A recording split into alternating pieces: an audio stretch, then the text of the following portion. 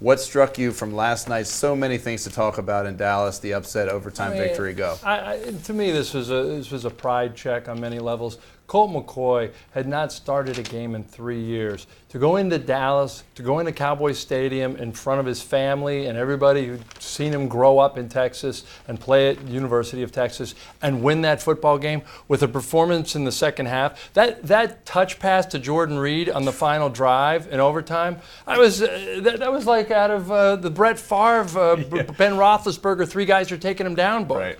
So I thought that was great, and I also think everybody today in America, everybody in this region owes Jim Haslett an apology. He was ready. He's still a decent defensive coordinator in this league. You can't knock anything about the defense.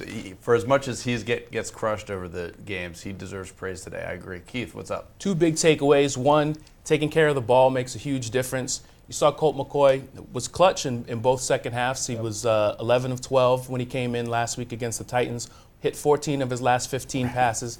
And a lot of those calls are safe calls, short passes to open receivers, and just, he took care of the game. Got the ball to those open guys and let them do the work. I thought that was one takeaway, and the other big one was Bashaud Breeland and getting a great game out of Brandon Merriweather.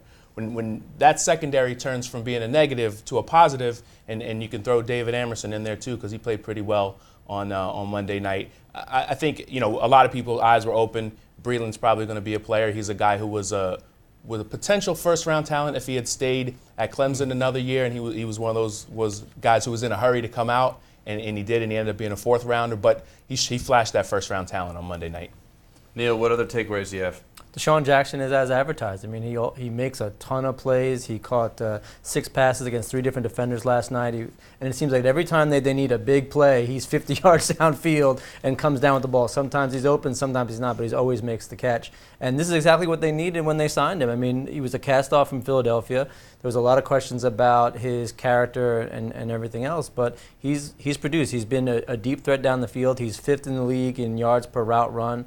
I mean, he's doing it all for the Redskins, and he's been their go-to guy in the passing game. And let's not shortchange the play calling. Sean Devaney and Jay Gruden, whatever it was, they needed a big third down. Whether it was like that, and the bootleg for McCoy taking around. This was a brilliant game plan. But even more impressive was on the defensive side of the ball, the play calling, like you said. Jim Haslett. I mean, Dallas is one of the best teams at converting third down, over 57%, and the Redskins got a bunch of stops on third down. Speaking of the defensive play calling, Keith, to follow up to your sort of point about the takeaways from the defensive secondary, how much credit do you give to the scheme and the blitzing to how good the defensive secondary looked, Merriweather and Breeland and I think a lot of it is on scheme and not only using guys correctly and doing what they're good at. Brandon Merriweather is really a strong safety. He's not necessarily great deep in center field, but when you can get him come off the edge and blitz, that first sack that he had was outstanding because Romo loves to use that move where he kind of ducks in a little bit and then spins out, rolls, buys himself some time, and hits a big play downfield.